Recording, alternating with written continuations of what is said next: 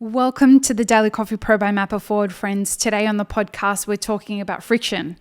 Friction is abound in 2020 everywhere. It's in our personal lives, it's in our professional lives, it's in our industry, it's on social media, it's in the news, it's in politics, it's everywhere. People look at friction as being one of those things that can destroy. And they're not wrong. But that doesn't make friction bad. We're experiencing with the unveiling of what I call the fuckery of our industry, we're witnessing a ton of friction being cultivated. In your journey as a professional to figure out where it is that you stand in this time, it's important to understand your relationship with friction. Especially as we as a coffee industry start to look at what our relationship is with trigger words like white supremacy and racism and gender inequality and safety and, the evolution of the business model. There are a lot of businesses closing. So the relationship with friction is really important. How are you building that relationship? I say to the people that I coach, whether it be in the group setting or one-on-one coaching for business in coffee, friction is important, but too much is destructive. One of your jobs when you're starting a business, starting a new job, starting in a new profession, starting a new relationship, at the beginning of anything, the important thing for you to do that I recommend makes the rest of the journey really, really enjoyable, no matter how uncomfortable it is. Find the sweet spot with friction. So what is friction? Friction is it's that place where stuff gets hard. It's that stuff where things are starting to feel a little uncomfortable. And it's that space where the unknown starts to exist. Now, if you're starting on a journey of opening a business or following a passion project, at the beginning of that, 100% of the time, you will experience beginner's luck. I don't care who you are. Once you go on a passion project, you can ask every entrepreneur in the world about this. You will experience a portion of beginner's luck. The moment beginner's luck ends is when you hit your first friction point. It's the first hard thing that you encounter. And everybody's distance from starting a project to the first hard thing is different. It's different in time. It's different in everything else that you will come to experience. Some people beginner's luck lasts for 2 years. Some people beginner's luck lasts for 2 weeks. It's all based on a cocktail of things that came before this moment. How much experience have you had before in business, in life, in relating to people?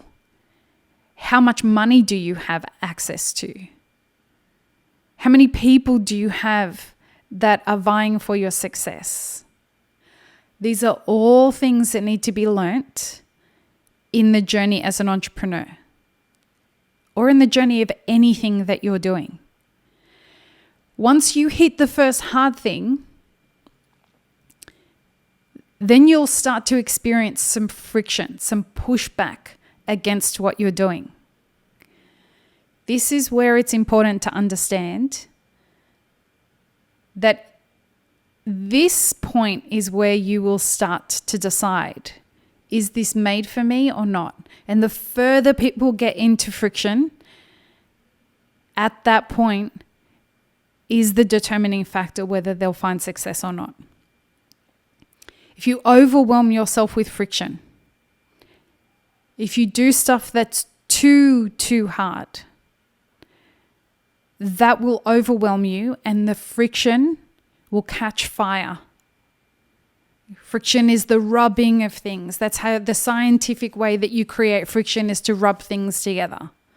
Now, if you rub things together too hard and create too much friction, eventually you could catch fire and burn everything to the ground. Your job is to catch enough friction that you're constantly learning, but not so much that it destroys you and burns you to the ground. In our industry right now, we are undergoing an intense friction point when it comes to race relations. My concern is that the friction that has been created from the rubbing together of a lot of different opinions is going to create, or has created, so much tension that's fueling that friction that it will create destruction rather than conversation and healing and growth and opportunity for change. I've spoken to multiple business owners over the last few weeks that have said to me, I'm just going to stop. I'm not going to engage in this conversation. I don't want to get cancelled. And I'm scared, even though I know I'm a good operator, I know I'm going to get cancelled. And I don't want to do that. I'm scared. Now, these are some of the strongest people I've ever met. But the thing is, the cancel culture that exists out there is creating an untenable level of friction for people. And because these people are smart, they're looking at this beast and they're understanding what comes with the friction that's created from this situation. And they're just saying, you know what?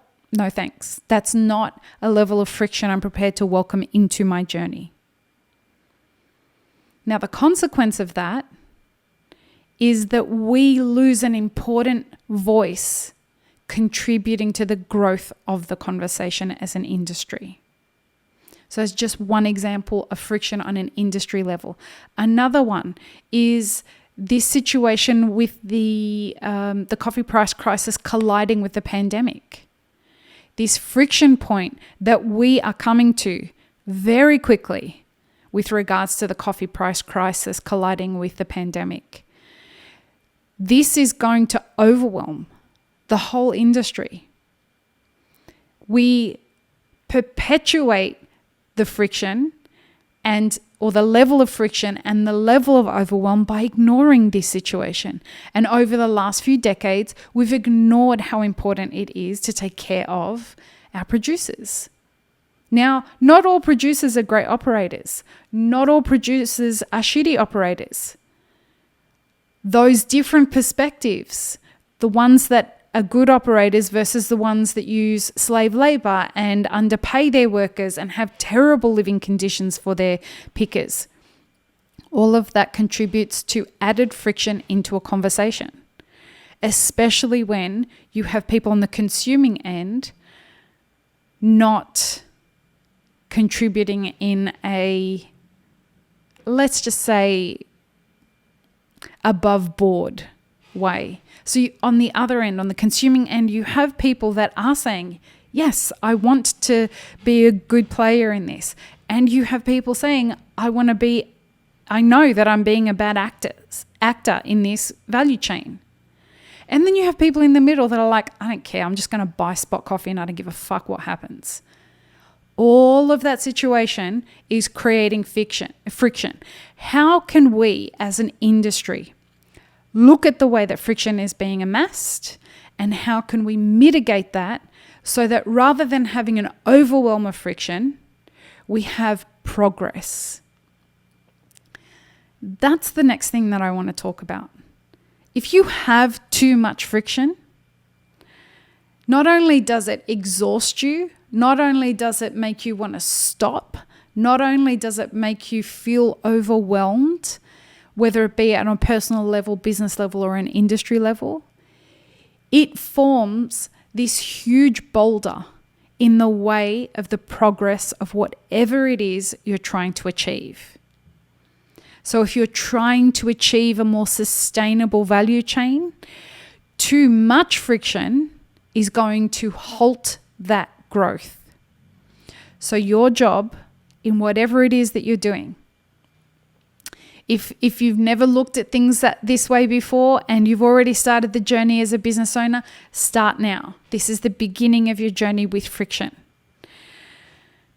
Look at how much hard stuff you have in your life. Really, really hard stuff. And not so really, really hard stuff, but hard stuff. Take a look at it. Score it from a scale of 1 to 10. How hard is it? 10 being completely untenable.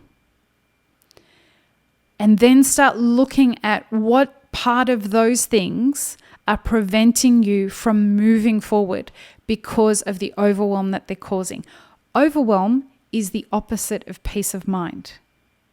And so for me, any friction, given that in our last episode we spoke about life currencies, overwhelm is a direct competitor for building wealth in my number one life currency, peace of mind. So for me to assess all of the friction points in my business, anything that's over a 7 is actually causing me to spend peace of mind. So I have to identify those things and eliminate them as quickly as possible because it's not friction that's working for me. And friction is an incredibly valuable resource when you're looking at growing anything. Growing, growing people, growing your resources like money, network, all of those kinds of things. Particularly growing your mind. And that should be the number one thing we're all trying to grow. Growing our mind. And so friction is a really important asset. Your relationship with friction is an important asset to cultivate, especially in times where friction seems to be coming at us from all different directions. If you can start to deep dive into that relationship, understand it, and cultivate a relationship with it, I think you'll find that the challenges that 2020 seems to present us with, yesterday Kanye announced that he would be running for president. What kind of friction does that cause for you? What kind of friction does Trump saying stupid things at rallies cultivate for you? What kind of friction does hearing people not caring about what's happening to producers cultivate for you? Does it cultivate any friction for you in your thinking? All of these things that are coming at you is just another way to start growing your mind and building a relationship with the intimate thoughts that you have and shifting your consciousness. And this permeates through every part of your life. I hope this has been helpful. Peace, love, and peanut butter, friends. Have an